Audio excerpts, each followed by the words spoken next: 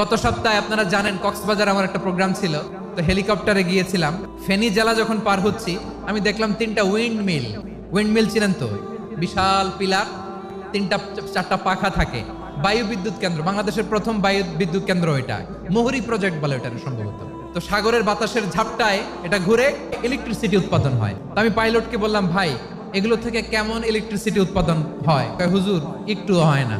বলে, হুজুর বাংলাদেশে যত উইন্ড মিল আছে এটার পাখা একটাও ঘুরে না।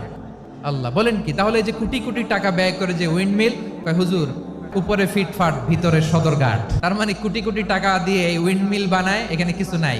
দুর্নীতির আড্ডাখানা, আখড়াখানা বাংলাদেশ। শুধু ওনাদের দোষ দিয়ে কি লাভ? স্বাধীনতার পর থেকে শুধু শাসকের হাত বদল হয়েছে, আমরা কিছু পাই নাই। একদল খাইছে, আরেক দল খাওয়ার জন্য রেডি হয়ে আছে। আমরা চাই স্বাধীন সার্বভৌম বাংলাদেশ, আমরা চাই দুর্নীতিমুক্ত বাংলাদেশ।